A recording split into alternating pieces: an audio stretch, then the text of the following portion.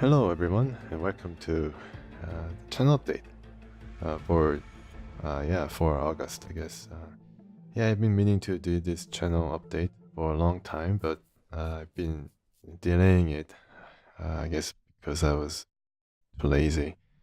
And Good well, morning I from mean, I Brazil. was Welcome to nearing the Colorado. completion of an LP The series, target is so notorious for changing his I just appearance and decided to do it mannerisms. after I You will finished need to it, and sweep the I did just compound to that locate of him. a game called Remember, Bloodnet. you It must was a eliminate very the target interesting in a game, manner at that least. appears I accidental. might have something to Avoid say about the explosives, game as after these are all too loud, in this update. likely to draw close Yeah, I don't attention. think it's going to be that Good long, hunting. but yeah, I just wanted to get you up to speed of what has been happening with this channel and what I want to do with it, what I plan to do with it going forward. First of all, just getting this out of the way, I don't think it's too serious, but I've been getting a lot of copyright notice from YouTube. Um, it's nothing related to anything vulgar or anything like that. Yeah, I don't think I said anything vulgar or politically insensitive or something like that recently. Although I have been playing as Axis for combat mission, maybe that has something to do with it. No, I'm just kidding. It's just to do with suite of classical music that I used for previous LP series of Panzer General and People's General. You remember I used extensively this classical music that has been available for some time on Views Open, and for a long time, even after I finished the LP, I didn't get any kind of notice. So I thought that I was in the clear, and I did select this music. Well, I mean, it took hours and hours of trying to find and so-called curate. Kind of funny, but yeah, I mean, I did try to curate based on whether they have open license, and I think yeah, this suite of music that has been made available by the courtesy of I think Czechoslovakian National Orchestra or Symphony has been available for some time. I think for use without any explicit representation or expression of the license, whether I have the license to be able to use it. I'm sorry, I'm just getting too technical, but yeah, for a long time they didn't check it, but now I think the license or the deal with Muse Open or their project has expired or something. So now they're tracking this music throughout the net, and I think, yeah, my LP series has used it almost every episode, so every other day I get this violation email. And it keeps saying that I'm in the clear, it's okay as long as you do not monetize it or something like that. And frankly, I have no problem with it. It's just that I'm kind of worried that this constant stream of violations will force me to do something drastic with the channel. I don't think it's gonna happen because I didn't make any money based on channel what do you call it? I didn't even check statistics or analytics. Yeah, I don't think I made money from the LP series, although I did kind of try to get myself a bit more motivated to make these episodes by putting up a banner in the beginning of the episodes or something. I hope you don't mind it.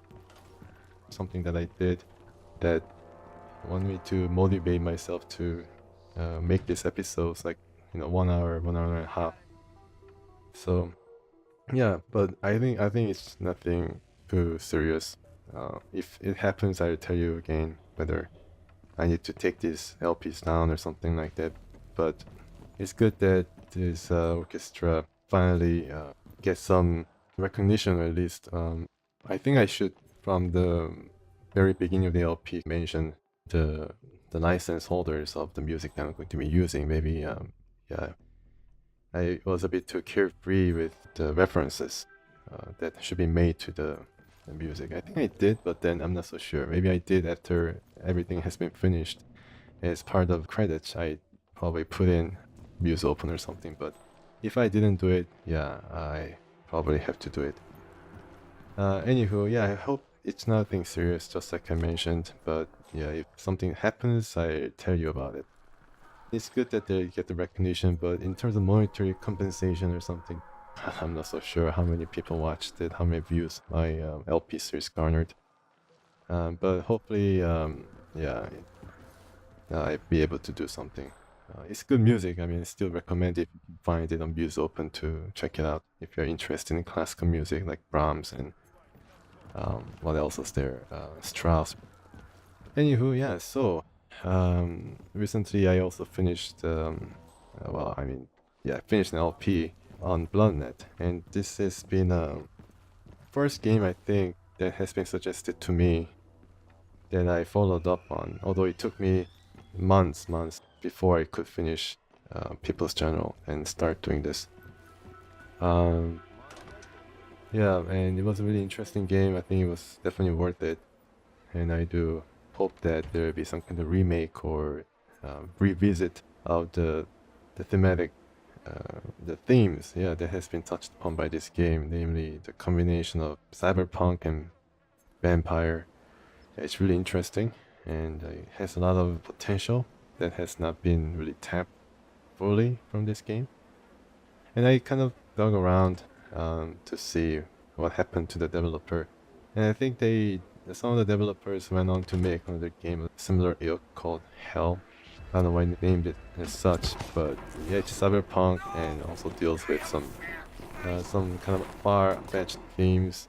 I'm not so sure, I didn't really check, but yeah, they wanted also to make Bloodnet 2000 or something, and maybe they started on it, maybe they have a design document, but yeah, I don't think there was a game that came out of this, although maybe there was a Mega version kind of floating around the net, but I'm not so sure, I didn't check. It'd be nice if some of the, you know, developers trying to find some original themes, original ideas for their next RPG or adventure game to, yeah, find something worthwhile from these kind of games. Not only Bloodnet, but other games that had these original ideas, combination of different kind of ideas to be able to, you know, drive their project or find some inspiration from it. Anywho, yeah, so I imagined what could be done to improve the game. Like, they could have done a bit of a more testing to balance out some of the elements and made the combat more robust. Yeah, implement more generic items, clean up some of the things that are useless, and make your decisions matter more. I guess that's par for the course. Easier said than done. It would be nice there was like graphical touches that is kind of evident in the Amiga version, such as different colored items and better inventory management, and of course, like I mentioned, dialogue replay and improved computer whatever, I don't know what it's called, repository information or some quest mission log. Yeah, all that kind of stuff would be used to make your interaction with the game a lot easier. It's more of a user interface problems than anything. Yeah, very interesting, very inspired, and sometimes I do miss this kind of interesting ideas from today's games. Although indie games and Kickstarter games do come up with interesting ideas. I think recently I found out there was a guy, Gollop, Mr. Gollop, who developed original XCOM, wanted to make a game that is kind of similar in terms of its turn-based tactics, but deals with different theme. Like instead of like aliens, it is more to do with biological plague that has been unleashed by the melting Arctic glacier or something. So it's really interesting idea and a whole different spin to the XCOM formulas. I think it's already been funded. It's on Fig, that's similar kind of crowdfunding. Yeah, so if you're interested, check it out. And also there was a game called Copper Dreams. It's kind of interesting. Some cyberpunk themes. Haven't really checked on it for a while. I think I did try to get in on the game development, give them money, but I don't know what happened. I didn't receive any mail from them. So yeah, if you're interested in cyberpunk, those games are still out there. So yeah, I mean, like mainstream games, some of the things that I'm waiting on, not exactly to play, but to see how it turns out, is the new Wolfenstein game. Deals with Blackovitz traveling to some, I don't know, New Mexico or something. I don't really know. I should really research this before talking about it, but it's really interesting. Anyways, it's continuation of the imagining of the whole well-known property. So yeah, waiting on how it turns out. So what else to talk about? Yeah, the next game for this LP channel. Yeah, it's really important. Um, because I enjoyed playing game that has been suggested from a viewer, I wanted to see whether there was any other suggestion of what game I should be at least look into. And I found a comment.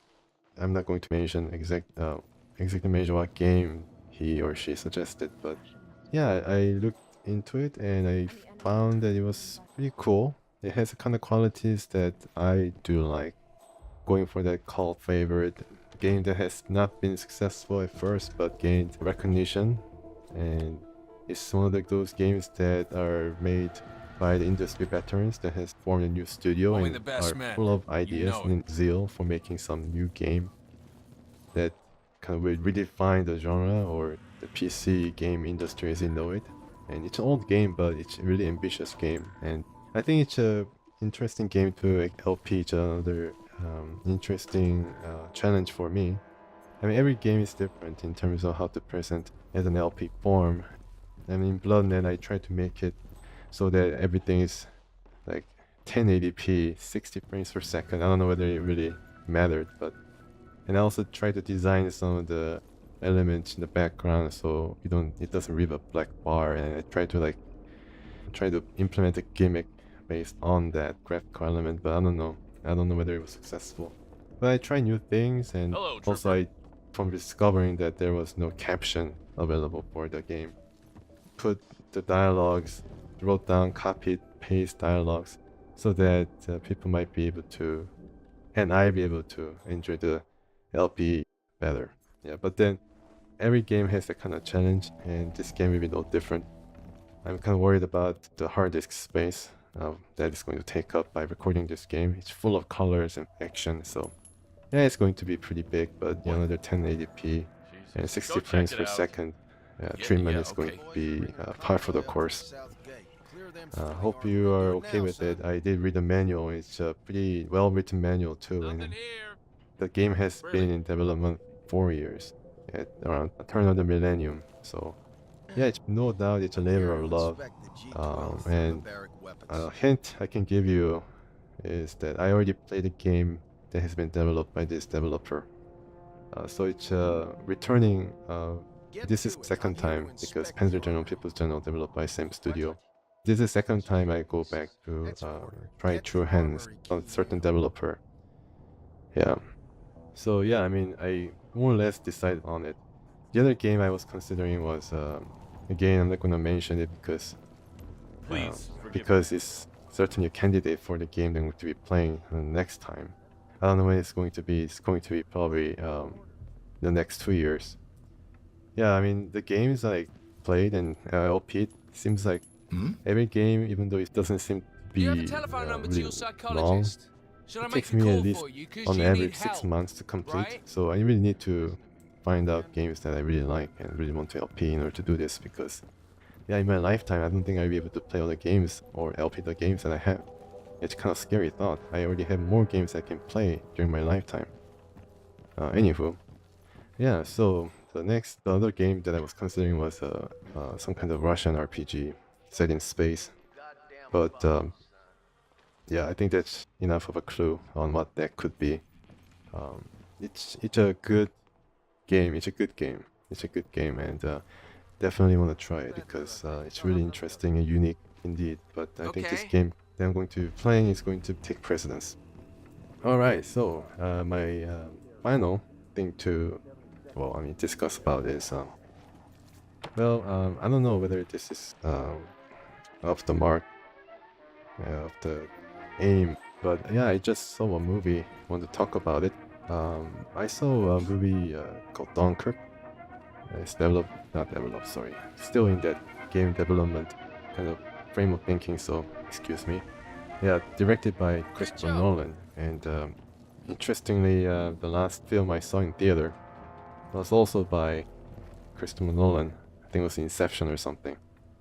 Or is it Dark Knight Rises?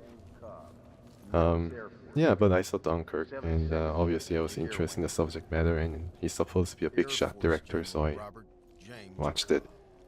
And if you want to know my opinion, it's a good movie.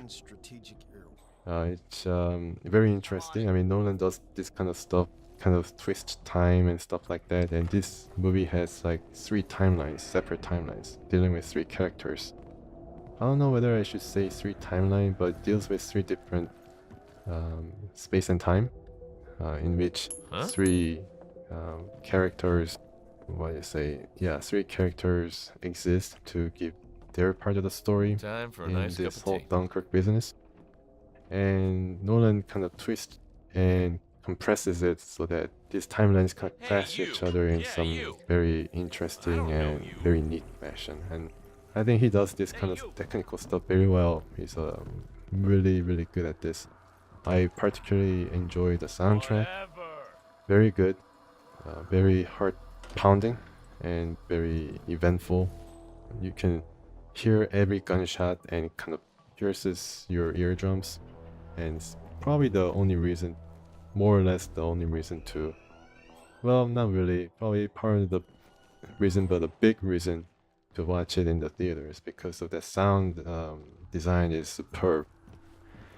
Other thing I noticed is that, well, I read this after I saw the movie, but then some of the aerial shots that he does is filmed in IMAX cameras, so that's another big reason to watch it, at least in the theaters, or you can afford it. Here it probably costs like $50 to watch in IMAX. Watch in the biggest screen that you can afford. And you're going to have a heck of a time, because everything is accelerating. It's jam-packed with action. Every scene is like that, because Nolan does editing with this time sculpting techniques. So every scene is full of stuff, interesting stuff to watch and take in. It's really well done in that fashion. It's basically Dunkirk operation, evacuation basically. After the movie, I also read a bit about the Dunkirk business, 1940. And I think the biggest compliment I can give to the movie is that I was actually interested in what the heck happened. And I found out some of the things that the movie missed, and also the movie was able to nail it. Maybe it's not really that big a compliment, but you know, it's a really big thing that that Mr. Nolan wanted to give the movie treatment to. So you can include everything, but then I wish that he could have included a bit of more French people fighting tooth and nail in order to prevent the Germans to reach Dunkirk before it's too late. I'm not so sure exactly what they did, but I'm sure that they did all they could to delay the action of the Germans to buy like 24 or 40 hours so that more people could evacuate to the British Isles. Their involvement, their fight, their battle is not really well covered. Of course, we see some French people desperately trying to get on, but it's kind of put by the wayside. And yeah, I don't know why. Maybe because Nolan was angry with the French. Because if you see the beaches, the beach shots, beautifully shot. I think the cameraman, what do you call it? I shouldn't say cameraman. There's a $15 word for it. Cinematography. Yeah, cinematographer is going to. He's going to get an Oscar, at least nomination for this, because it's beautifully shot. The beaches of Dunkirk, it's just white and pristine. And it's just too clean. I don't know why, because maybe French had bylaws, or they had a deal in place to allow Mr. Nolan to film this movie. Of course, big movie, $150 million plus cost. But then they kind of forbade him to put anything other than the bare essentials, to at least telegraph that there were people there waiting for the ships.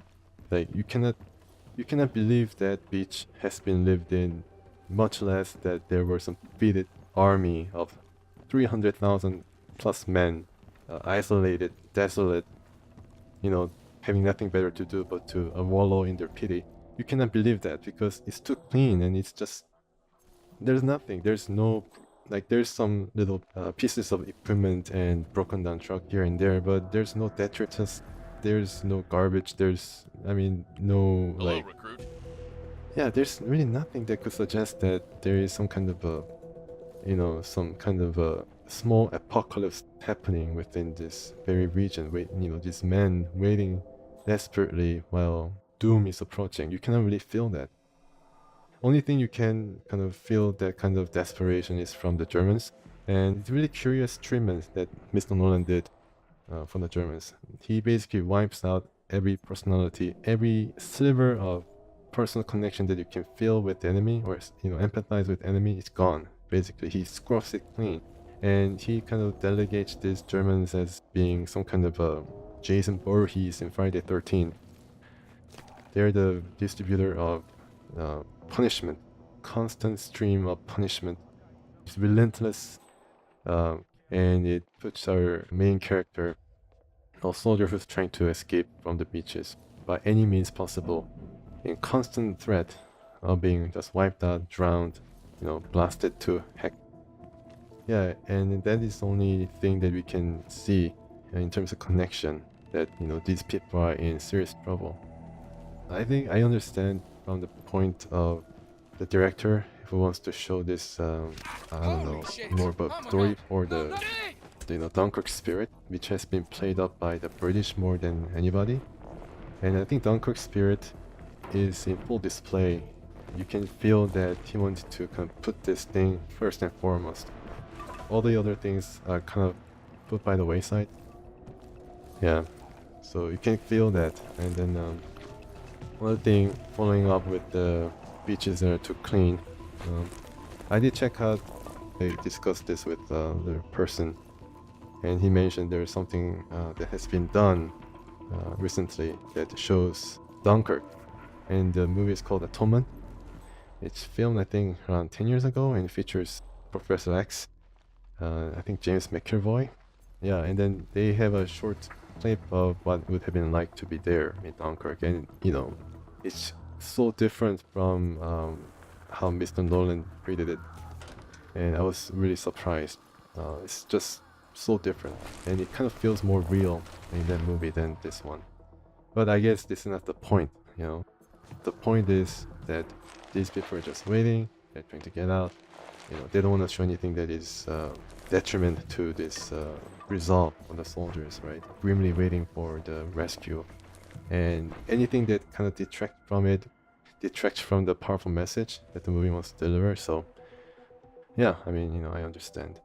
And in the same vein, Mr. Nolan doesn't show any gore, any visceral element, any kind of damage or injury that is kind of commonplace in this kind of movie.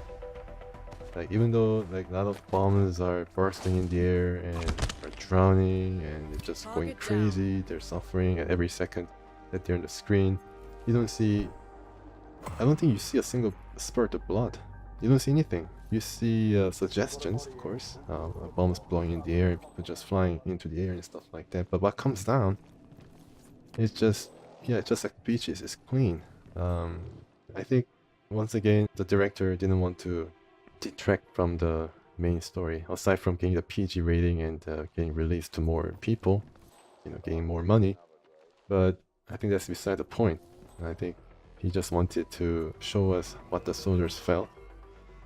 And I think soldiers by then, saw everything. Yeah, nothing's new to them. Like, blown limbs and, blood. Well, I mean, it's just commonplace as grain of sand in the beaches. So they don't really care. And we should feel the same, I guess. We should be kind of desensitized to the whole violence. The only thing you see with any kind of emotion affection is the Albion, the British Isles. They look over across the channel with wistful eyes and, always, not always, but they call it their home and stuff like that. So it's the only time where you feel any kind of affection, not really from the damage, not really from the suffering, but from the hope that is so close but so far away. Something like that. That's what I felt about the movie. Overall, it's a really good one. It's a really good one. And well, I mean, I had to mention another one. It's a good movie, folks. I don't want to say anything bad about it, but one thing that I felt kind of weird in the end was this movie also had this Fury moment. If you're wondering about what I call by Fury moment, It's about a movie called Fury. It stars Brad Pitt and Shia LaBeouf. I think you should watch it. It deals with tankers in the, I guess, final phase of the war in the Western Front, and they ride in this Easy-8 Sherman tank, and they show how horrific it is to be inside a tank and face imminent death every turn they face Germans. The life and death situation is really, really visceral. But then the last act of the movie, it features some very fantastical situation where the director, I'm not so sure who the director is, but he kind of pulls up from this list of Medal of Honor recipients, and he read all the accounts of feats that each of the recipients did, and he picks the most craziest sounding one, and he applied it to the movie. Yeah, it seems like he just applied it to the movie.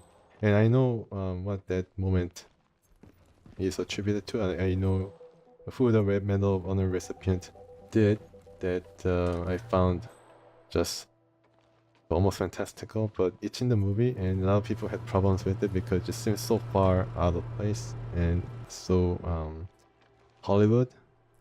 Yeah, if you're wondering about the guy Brad Pitt and his tanker crew wanted to enact the last act of the movie that I found so outrageous, it's Audie Murphy, and he basically uses a broken down anti-tank, I think it's Hellcat or something, and there's a 50 caliber machine gun, and then he uses it, he clambers up there, all exposed, and he uses the machine gun to defeat not only the immediate German soldiers that were trying to destroy this anti-tank, but I think he, like, for like hours he uses this machine gun to fend off like some hundreds of German soldiers, and then he got a Medal of Honor for it. And that's what happens similarly in Fury as well. Dunkirk doesn't have that, but it features similar type of situation in the end. And I was kind of not really hoping that would be the case, but yeah, it happens. I mean, it's a war movie, and you know, it has to have a hero, right? And it's, you know, it features the person, probably features an actor that probably was highest paid in the movie, so he has to get that, you know, time of the day. So I understand, but there is that Fury moment, and it was kind of a icing on the cake or cherry on the top or something. But yeah, I mean, you know, I did enjoy it for what it is, and it's not really historically accurate even, but on the whole, it's a good movie. I hope you watch it, and if you're interested in Dunkirk, there's like 1950s movie that is also based on it. It's pretty good. And Atonement, it's kind of personal story, it's touching, kind of depressing, but yeah, on the whole, this movie, Dunkirk, is hopeful. It could have used some more French people, could have used some more gore and less Tom Hardy heroics. But anywho, yeah, that's it for me. Hope you enjoyed.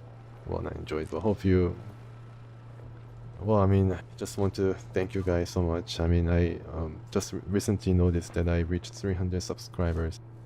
I guess 300 subscribers. Yeah, they're all special.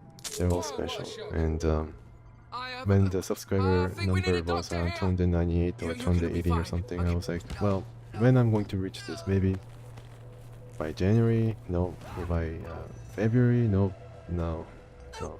But yeah, in August I was able to reach the milestone. Hopefully it doesn't go down. I don't know why it bothers me now. Yeah, I mean, thank you so much for watching and giving me ideas. And I enjoy the interaction. I enjoy putting up videos, and I hope that with the new LP series, I hope I can make some more fun videos. So hope you can stay tuned for it, and bye for now.